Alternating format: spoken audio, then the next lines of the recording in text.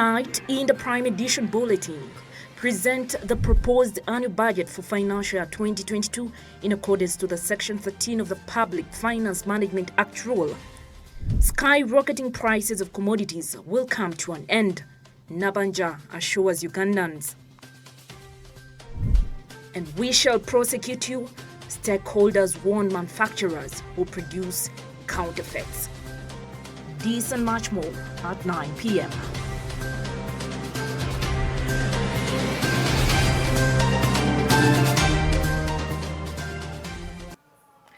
The 16th day of March 2022. A very good evening. We do welcome you warmly to Smart 24 Television, where we are definitely driving your business. It is the 9 p.m. Prime Edition Bulletin. My name is Kevin Nadera, and to start with, the Deputy Speaker of Parliament of Uganda, Anita Among, has directed the Minister for Finance, Planning and Economic Development to present a proposed annual budget for the financial year 2022 by 1st of April in accordance to the Section 13 of the Public Finance Management Act, Rule 1, 4 and 8 of Rules of Procedure. It's a deadline that you cannot amend. Retired Honorable Anita Ann Amongi, Deputy Speaker of Parliament of Uganda, addressed honorable members in accordance with Section 13 of the Public Finance Act Rule 1, 4 and 8 of Rules of Procedures to demand the Minister of Finance to present a proposed annual budget for financial year 2022 by 1st April. Remind the Minister of Finance, Planning and Economic Development to present the proposed annual budget for the next financial year by 1st April 2022, and that is in accordance to Section 13 of the Public Finance Management Act and Rule 148 of the Rules of Procedure. Honorable members, our rules require sectoral committees to consider and review the policy statements and then the budget estimates and report to the House by 20th April. So when we get the policy statements, we will refer them to the sectoral committees who should report back to the House. Please make your programs in accordance to Rule 149, Sub-Rule 1. Anita Ann Amongi said rules require the statutory committee to consider and review the policy statements and then budget estimates and report to the House by 20th April. Meanwhile, the opposition leader in Parliament, Matthias Impuga, has told the Deputy Speaker that they received the budget paper framework, which was referred to the budget committee, which was processed, and a number of issues were changed, though they did not get the final paper framework. Speaker, we received the budget framework paper, which was referred to the committee for budget, together with the alternative, and were processed. And a number of issues changed. But, Honourable Speaker, we do not know without a final budget framework paper document what we are receiving now.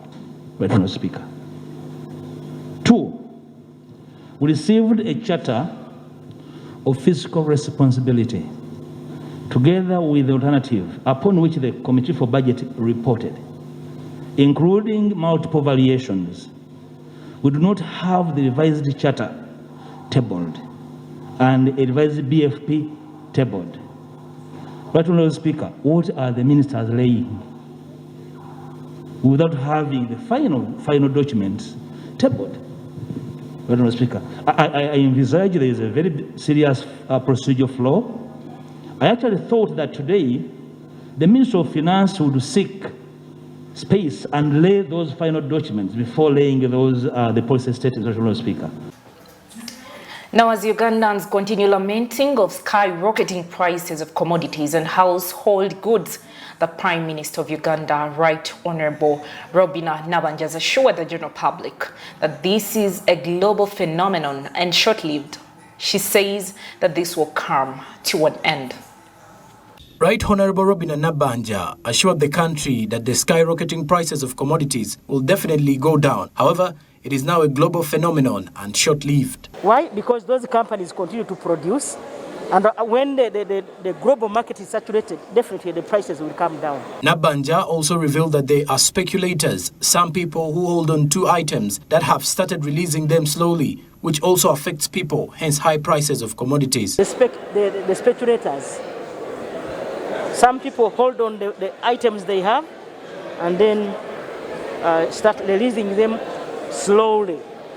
Because first of all, like you know, these are the companies. In a plenary session, said the skyrocketing prices are not affecting Uganda alone, but also East African countries, especially our neighboring countries. Of commodities that are raising up is a global phenomenon. We have taken trouble to find out what is happening in our neighboring countries. The prices are going up. Why? Because all countries opened at the same time. Economist Mwanga Chivumbi said the skyrocketing prices of commodities and household goods are very high due to URA edict to electronic stamps on manufactured goods, and the government started it and now it's affecting the country. Because of Ukraine. Also, and I'm aware that the war in Congo, immediately after COVID, could also have had an impact. But I'll seek not to go into that because those are obvious cases. Largely, this is what we think are the issues that are pushing the inflation. The prices of household goods in Uganda have risen too sharply to levels that are not affordable to majority of our people. Items like soap, sugar, cooking oil, wheat, flour, beans, rice, petrol, diesel, clothing, salt, and many other essentials have surged in prices beyond our people's incomes. According to UBOS, monthly consumer price index released for the month of February 2022, petrol and diesel have an annual inflation of 34% and 26% respectively. Samuel Chirimunda for Smart 24 Prime Edition. Counterfeit and illicit trade is one of the factors that distort investment and loss of legitimate market in the country. They not only cause harm to the unsuspecting public, but also lead to significant loss in government revenues through unpaid taxes and unemployment in the long run. During a sensitization workshop on illicit trading on how to differentiate the fake goods from the legitimate ones in Kampala, representatives from the Taxing Authority, Uganda Revenue Authority, Uganda National Bureau of Standards, Police Forensics, among others, resolved to the use of the 3 E's strategy, which include educating, holding workshops that expose the public about the sale of these counterfeits, engaging with their stakeholders to find solutions to this problem, and also enforce by prosecuting people manufacturing, selling, and transporting these illegitimate products. Charles Twine, the Crime Investigation Department spokesperson, says most of the products do not have a registered trademark. They end up infringing on the registered trademarks of the businessmen and manufacturers. Stands does not have a direct law that we depend on to fight it. The only available laws we've been using, which we think is not really sufficient, is the UNBS, the Uganda National Bureau of Standards Act, whereby, you know, it is very common that almost 98% of the counterfeited products don't measure to the standards. So now, once we go in the field for enforcement, we often use the UNBS Act, apprehend, subject the exhibit standards, and of course they don't measure to standards, and then we prosecute. But also, most of the counterfeit products don't have a registered trademark here, and they end up infringing on the available registered trademarks of legitimate businessmen and manufacturers. Joanita Mukasa at Unilever Uganda said that illicit trade costs the reputation of businesses. It exposes the consumers not to trust the product product since most of the consumers associate cheap to low quality. Really encourage everyone who is a part of this struggle, all stakeholders, to support in reducing illicit trade and completely get rid of the vice. Talk about the issue of factories. Jobs. Moving away.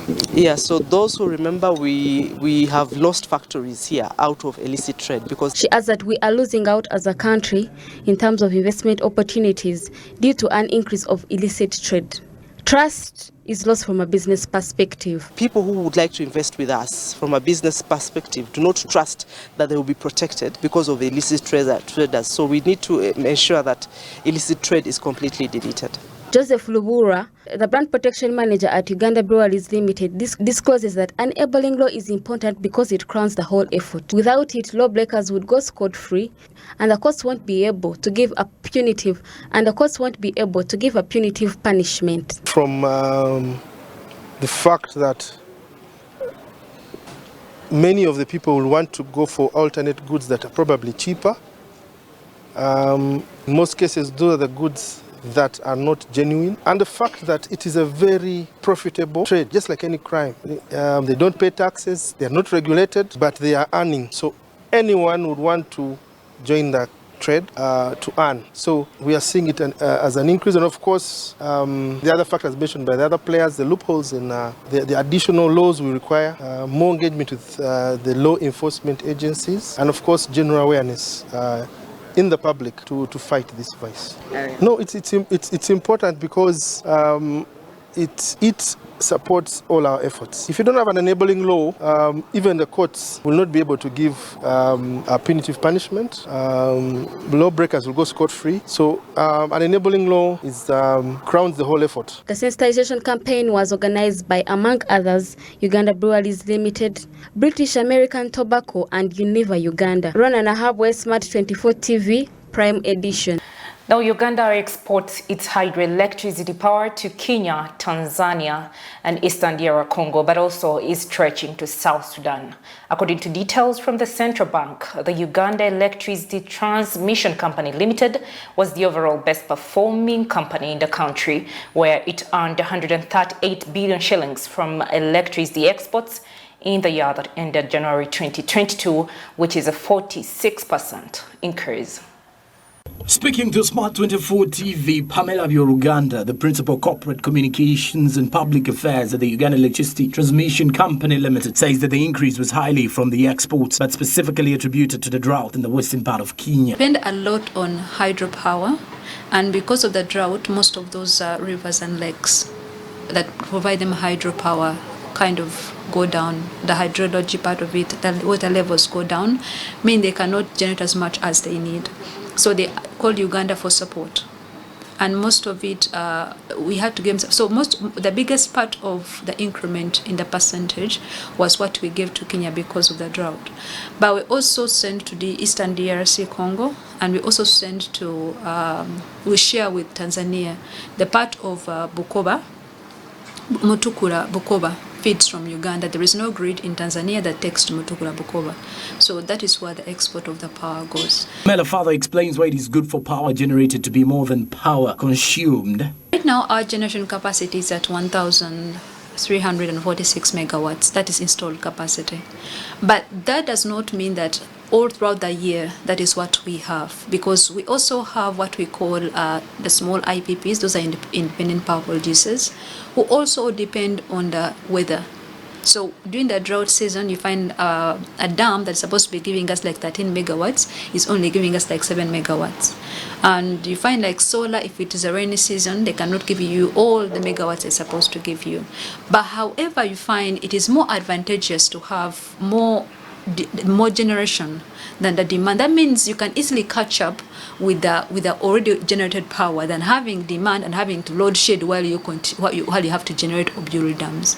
Like any other institution, Uganda Electricity Transmission Company Limited also faces challenges, like Pamela explains. Challenges we meet, especially with land acquisition, are absentee landlords.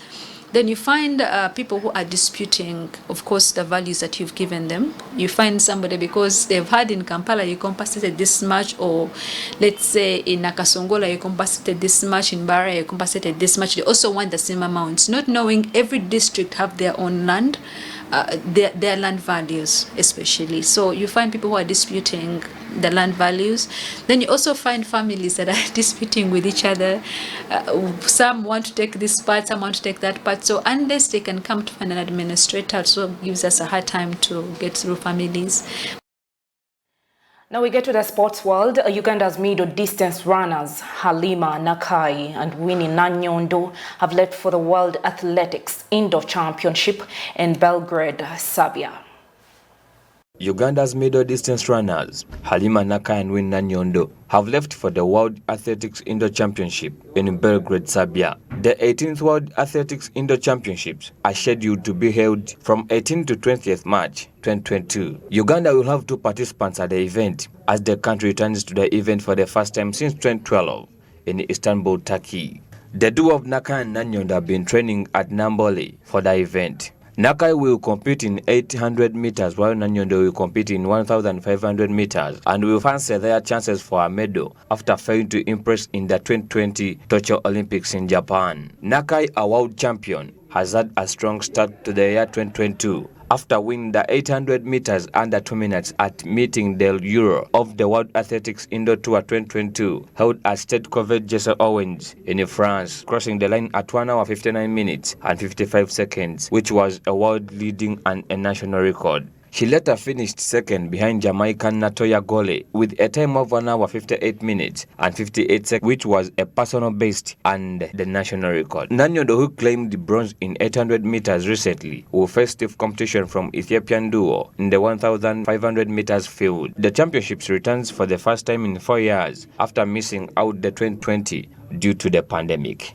Now still on sports, Arsenal, that is currently in the 4th place on the logo with 51 points, who seem to be playing with hunger for Champions League, will welcome Liverpool, who are willing to close the 4 points gap to pile more pressure onto table leaders Man City. On the 2-legged EFL Cup semi-final in January, Liverpool could win 3 consecutive away games against Arsenal for the first time. Arsenal have won just one of the past 18 meetings in all competitions, whereby they have drawn 8 and lost just this season, but years to come. A victory may be asking too much, but they should be able to take a draw off Klopp's team. The possible absence of Salah will also have the home crowd feeling unusually optimistic for a Liverpool encounter. But the Reds often turn up the heat and are still a level above Arteta's side as the top